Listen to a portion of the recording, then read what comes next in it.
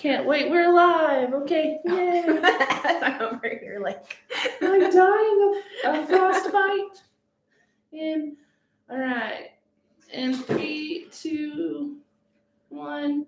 My thing, it's just sinking. My little tripod is just. It is. Do you see it just sinking? Yeah. Good morning, Now we're Shawnee. We are crooked. I kind of like it though. It's funny. Yeah. We are going to use. We're figuring things out this morning. We're going to use this to help block it a little. You know, we have all this new high-tech equipment, but it's only as good as it doesn't slip across our table. Sorry, guys.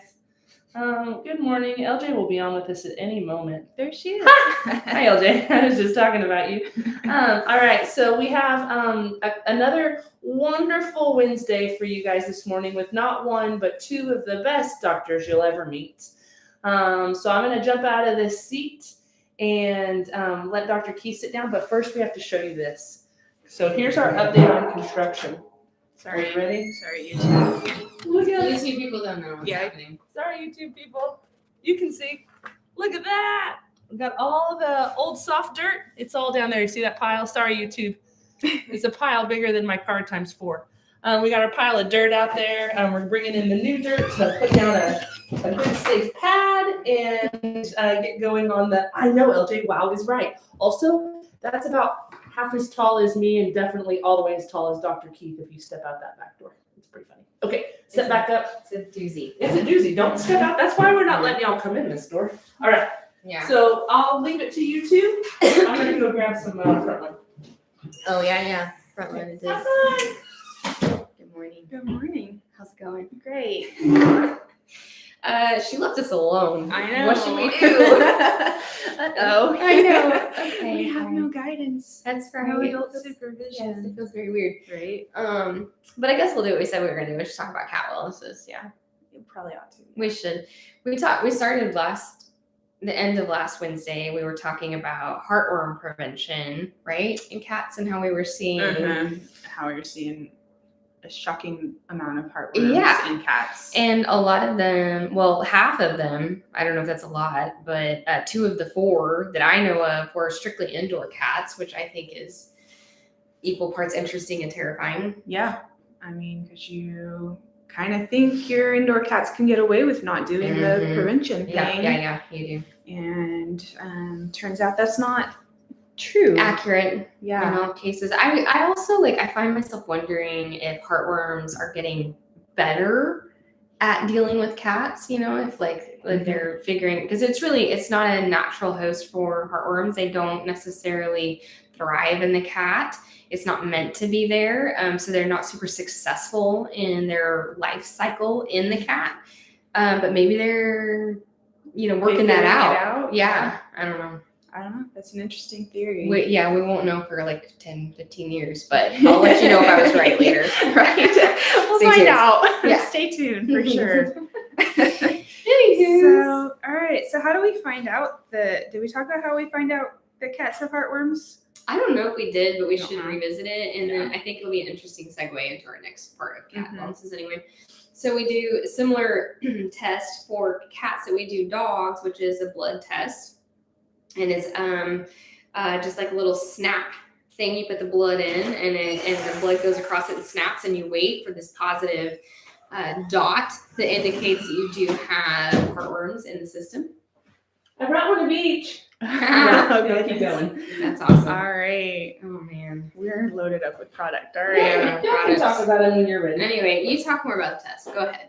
You're good about the detailed stuff. Oh gosh, I don't know if anyone wants to know the details of how an ELISA test works, but I but yeah, I mean, basically, you put the blood in, you mix it with what's called a conjugate. It bonds to the is ours an antigen test? Right. That's why I punted to you. Yeah. I thought you were gonna. I think that it's an antibody test in cats. I think it's a feline antibody. It's antigen in dogs. You have met us at a limit of our knowledge. Right. We'll come back with the answer to that. But either way, it's checking Either way, for. it's checking. It's I gonna. think it's got to be antibodies because you usually only have one heartworm, and the odds of it being a female that's successful enough to create an antigen because she's a reproductive female seems pretty low. It does seem pretty low. So I bet it's we're antibody. gonna bet on it being an antibody. So it checks to see if your cat has had a reaction to the presence of a heartworm. And then, yeah, you get these little dots. If you ever want to see the little dot test, we can always, Envision a pregnancy test. right. Yeah, it kind of. Or the COVID test. We've all seen those. Yes. Yeah. They look a lot like the COVID test sometimes. The ones we use are little, they make a snap. They're really satisfying to Snap 'em. Yeah, to snap them. Unfortunately, we have a machine that snaps them for us, and so we don't get to snap them all that often. But at least you don't have to wait and then forget that you're waiting and walk off and run Yeah. the test. No, the machine's very helpful. I Mhm. just miss the days of snapping a test. Yeah. Mhm. But what else it tests for is feline leukemia and feline AIDS, Yeah. which FIV. Yep. FIV, so feline immunodeficiency virus. It is similar to HIV Mhm. in humans. They're both retroviruses, which Mhm. means that they insert their DNA into the, well, it's RNA, but anyway, insert it into the cells within the cat. And so there's no real way for the cat to clear it. It's like herpes in people. You know, if you ever had a cold sore, it's like it'll go away in terms of clinical symptoms, but then it can manifest later. Mhm. So Like a volcano. It's dormant for a while. dormant, and like a volcano, heroes, Mhm. on your face. Or in cats, it's definitely different. Now, FIV is for sure an antibody test, Mhm. which is interesting. Like, so Mariah was just a babe at the time because I'm a wee bit older than her. But when I was a technician, even before I went to school, we actually had an FIV vaccine briefly.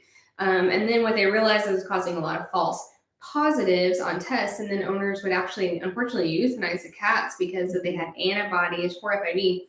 And at the time, it was believed that it was really a terminal disease, which now it doesn't really manifest in the same way.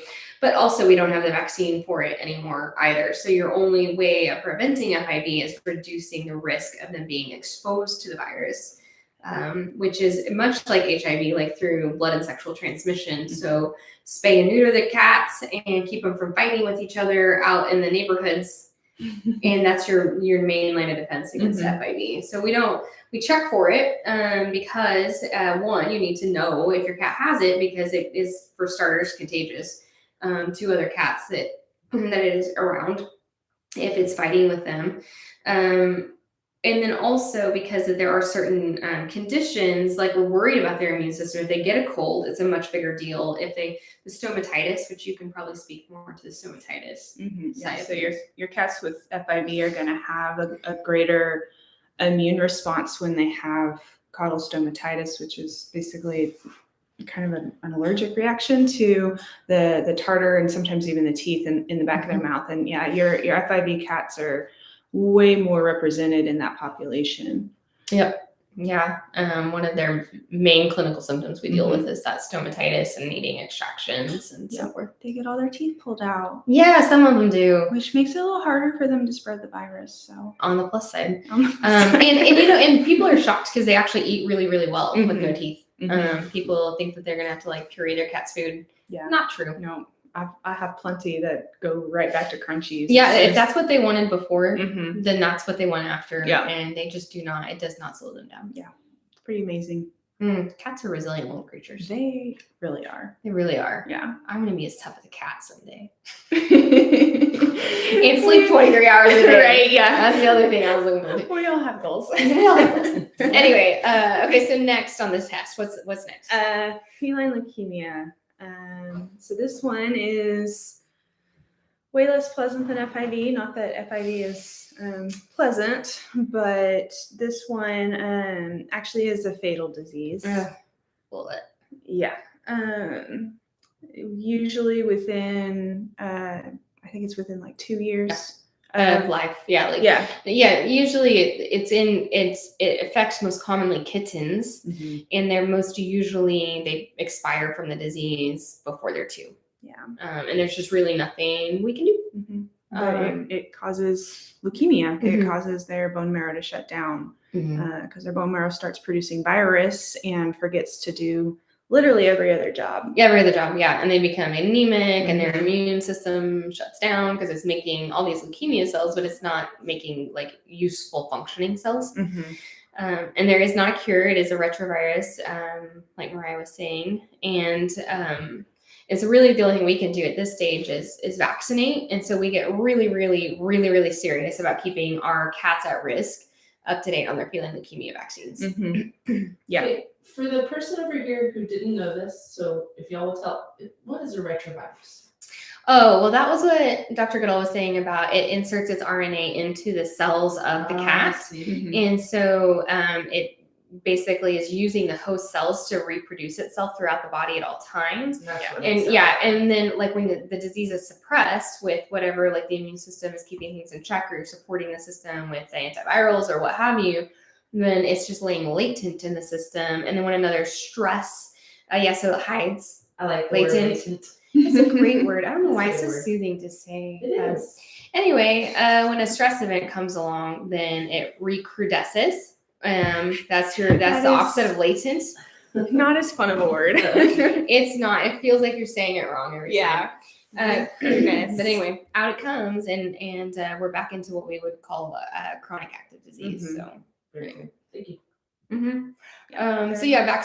Vaccinating is important, and you have to know the status of the animal before you can vaccinate. So if you ever see us getting bent out of shape about vaccinating them, we got to have a test first. It's because if they're positive, Yeah, you can actually set off that recrudescence. You can make that disease become active. And so now we've taken a cat who maybe had another 6 months and shortened it to a couple weeks. And that, not great for the cat, obviously, horrible for the owner, horrible for us. And so we're very, very cautious that we know the status of that cat before we vaccinate. Yeah, and most of our at-risk cats, like we talked about, we're going to be younger cats, but any cat technically that's unvaccinated is at risk. So it's just one of those things. And you're going to see it more. So FIV we see more in our toms, our male cats. The fighters. Yeah, feline leukemia is, they call it a social virus. So yeah, I know, but it's passed from mama cats to babies. It can be passed through fighting, it's often sexually transmitted, and so you're gonna see more of your intact females and your kittens. Yeah, and co-grooming, sharing water bowls, Yeah. it's really heavy in the saliva.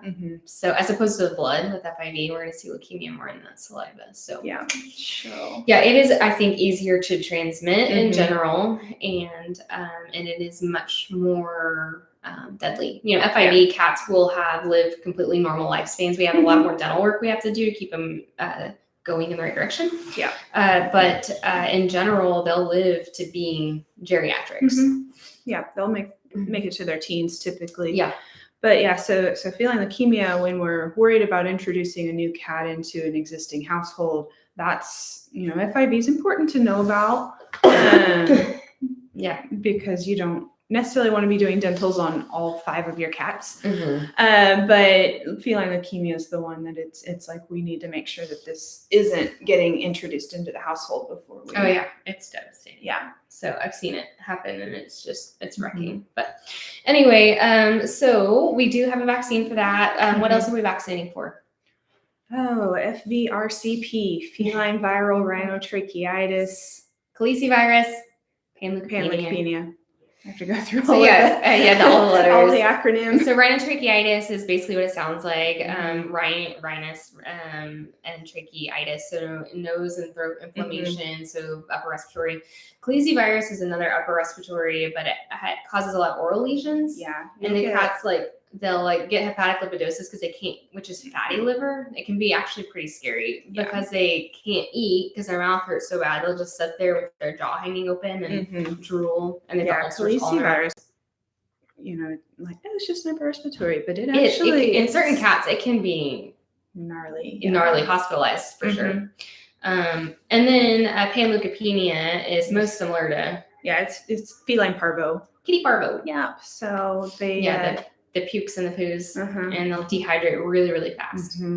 They will, just like the puppies. I mean, it really presents very, very similar. And it has very, very high mortality rate. Many a kitten, I would say more kittens that get panleukopenia don't survive versus puppies.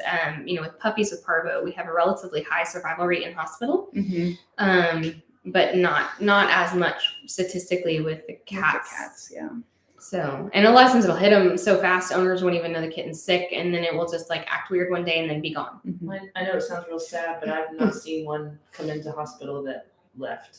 No, yeah, we had a It's been really under 2 nasty, years. we had a really nasty run of it last spring, a year ago. Was it that long ago? It had to have been. Yeah. Anyway, Within the last year. within the Yeah. last year, and there was a nasty little outbreak of it, and I have had them survive, but it's rare.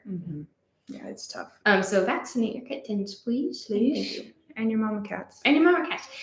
Okay, so that's the vaccines.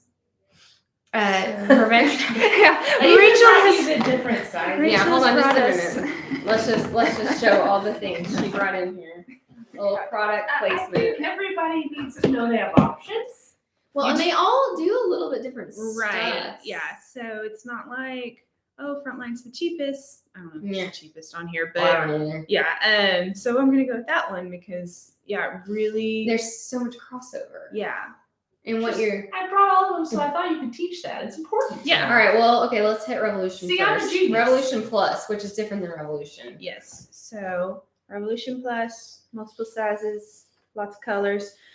So this is kind of the one that I think does the most. It does do the most, yeah. Because it'll do not only your fleas and your ticks, like we kind of touched on last time, but it does your heartworms, it does your ear mites, it does, I'm missing something, intestinal parasites, that's it, yeah. So hookworms, roundworms, all of that with one monthly topical. All the insides and the outsides. All the insides and the outsides, what I tell my yeah. clients. Honestly.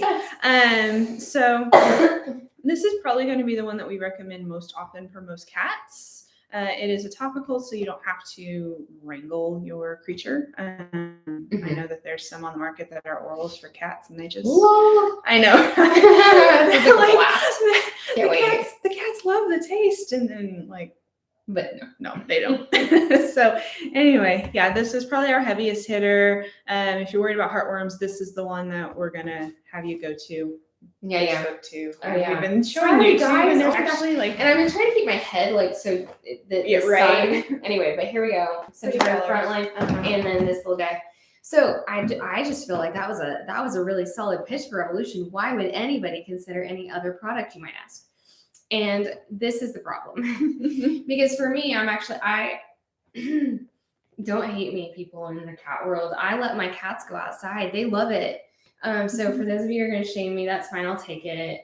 But they have saved our tractor because the rats were eating the wires in the tractor and they killed all the rats. So for those of you who love rats, I'm also sorry. But here's the problem with Revolution. If there were ever one, it's tricky. It's tricky. We all agree on dog lifestyle stuff. Well, Mostly. the only right? thing in my head is we don't talk about Bruno, and I was really. We don't talk That's about right. cats outside. Rats. No. Here's the deal. Bobcat fever is terrifying to me. Terrifying. It is a tick-borne disease, and this little guy here actually doesn't do a great job of protecting against the tick that is most likely to transmit bobcat fever to your cat. And so if that is your largest fear over heartworms, because I just saw a bobcat cross the road on my way home like 2 days ago, and I was like, oh, the vector shall be transmitted. Anyway, Get outta here. these guys, Seresto for kitty cats, oh, it's upside down, I apologize. And Frontline Golds are going to be much more effective at killing the tick that does transmit bobcat fever. Nothing is 100% against that. So if you're like, my cats are solid because I did a great job, I hate, like, don't ever just, it's not as simple as that. It can really get past almost anything, but these are the best. The downside is a lot of people don't feel comfortable about collars on their cats that are going outdoors, which I respect that fear. My rep Tina set me up with some of these bad boys, and so this is what my cats are on. I recognize that they're not on a heartworm prevention. It's a trade-off because then you don't want to do fleas and ticks, and then also a flea, tick, heartworm prevention, intestinal parasite control. So it gets really, really complicated really, really fast. So then to cover what's left of that to the best of my ability, we have CentraGuard. Centriguard is a topical Mhm. that does intestinal parasites and prevention of heartworms. So it's a bit more cumbersome because now I've got 2 products. But for those of us who are not comfortable taking any unnecessary risk with bobcat fever when you live where I live and you know there's bobcats in the area, that's just the price I pay. Now, if you have cats that are indoor cats or don't really go into the woods, you don't really have a lot of tick exposure, Revolution is hardcore the best option. But if you have cats like mine, we have a lot of bushes, a lot of trees, a lot of ticks, bobcats in the area, this is the route that I choose to go for my key cats. So it also does tapeworms. So if your cat ever does get tapeworms from fleas or eating rabbits, technically either one could happen, then you can always put Centriguard over the top of your Revolution, which we do all the And time. we do that all the time. Yep. Yeah. Because Rachel's laughing at me. I'm unsure why. It makes me You uncomfortable. know the 2 Muppets that are like, you know, I'm gonna have to pull up a clip. You guys are perfect today. You're just talking. I are have we a not visual in my supposed head. to? Are we supposed to like yell at each other? No. Like, God, It's Natalie, I just- can't believe Why? that you would let your cat outside. I know. Someone's going to do it. It might as well be you. Now I have a whole other scene in my head. I know. I will be posting a picture later Of the who Muppets. of the Muppets that I have now named Doctors Goodall and Keith. Can't wait to see which one I am. You're Right. welcome in advance. I don't know what she's referencing. But I I'm don't sure, either. I'm sure it's going to be interesting. For the views. What's wrong? Is that LJ? Yes. I love LJ. I feel so weird because normally I watch the comments pop up on Oh, my yeah. laptop so I can answer, but my laptop is serving YouTube this morning. So I'm just Yeah. blind, okay? I need attention. Okay, any cat questions for that we haven't covered? Thoughts? I think y'all covered what we've been talking about beautifully, the importance, especially it's year round, but especially going into spring and everything growing and coming out and around. And the how- cats are more active they this time of are, year. all animals are more active, which means all parasites are more active because they are riding deer all through the woods. Like, I know. I mean, they are. It's, They are. I mean, yeah, all parasites have their kind of season of strength. But in general, most bacteria and viruses survive better in milder climates. And so the springtime tends to be a time where we see a lot of disease transmission across all species, you know? Yeah. And I mean, bobcat fever, we see our spike usually late summer, early fall, but Oh, I've takes- seen it even in yeah, March. I mean, we've seen it year round. Mhm. And it takes time. It takes time for that to show up. It's not like your cat got bit by the tick yesterday. So now's the time to be getting ready for. Yeah, if you Tick have season. cats that get tick exposure and you are not sure what we're talking about when we say bobcat fever, you know, look into that. It's as much as I don't want to reference Googling any kind of medical advice, you should know about it. It's just a tick-borne disease that we've talked about it last week, but it's Oh, extremely yes. fatal. And in the strain we have in Oklahoma, it is just almost always fatal, if not always. And what happens is that little bacteria gets into the red blood cells, and then the cat actually attacks its own red blood cells, trying to kill the bacteria, and will kill itself that way. Well, and they get the Scheizons in the lungs, so their lungs will just get destroyed in the Mhm. process, and they spike these nasty fevers, and then the temperature drops on them. And it's just, It's awful. it's brutal. Yeah. Do not recommend. So anyway, all that to be said, it is imperative that your cats be on tick prevention if they're going to be exposed to ticks. And I've seen it in indoor cats only, for sure. But those homes also had animals that went out and came back in, like a dog or, you know, children even you. Those You can- animals. those animals, 2 and 4-legged alike. You know, I mean, even if you're going out to mow the lawn, you know, that's a great time to get ticks on you. You come inside, ticks looking for host. Host walks by in the form of your cat, and Yeah, I think There's it no would be turnabout. a rare person who lives in Shawnee whose cat would not be at risk for some tick exposure. yeah, I don't know if I mentioned this, but like on my way home, the bobcat that I saw was actually on Bryan, just south of 45th, like in town. It was in town. He was crossing the road behind like Enchanted Forest, if you will. There's a Um, fox that lives in my neighborhood. There's a fox that lives in Rachel's neighborhood. I'm just There's saying. more raccoons per capita, or more raccoons, like per square mile in town than there is in the country. Like they congregate because we have dumpsters. Yeah, trash is great. If you're a raccoon, it sure is. Uh-huh. Sure is. yeah. Sure is, and they carry love Wow. too. Circle And- back to the dog wellness. Yeah. Out in my neck of the woods, the raccoons just get hit by cars. Oh, that was so It sad. was so sad. Drama for the views. Yeah, I had a whole litter of raccoons I was watching grow up, and I think all but one I saw eventually smashed on the road. Casualty. I know it's awful, but I just like. It makes me sad. I like raccoons. I don't mind. Yeah, I mean, leave them alone. Mhm. I like to watch them, and I had a one of our girls here was like, "I want a raccoon," and I was like, "Nope." I don't want one as a pet. As your other mother, no. So Listen. anyway, all right, they're paging me for a room. I gotta go. Okay. Okay, well, I think we're pretty well wrapped up. Yeah. So y'all can. We have armadillos and possums and skunks. Dude, the skunks, ugh, rabid little creatures. I love them. They're beautiful. But they carry rabies and they'll look normal and they aren't. I let my dogs out in the backyard the other night, and they both took off running after something over in the trees that was not. I took off running after them, thinking if anyone's getting sprayed by a skunk, it's me. They're easier to clean. I'm easier to clean. Yeah. Yes. It's a bad choice at the time, but I made it. Yeah. I'm faster than I look. Okay, I gotta go. You guys have fun. All right, Okay, wait, bye. tell everybody about hit the finish button for me. Oh wait. I don't know. Oh, I see the finish button. Bye, And this one you have to hit it twice. Thanks, Mark. everybody. I'm away. Freshen up the coffee on the way out.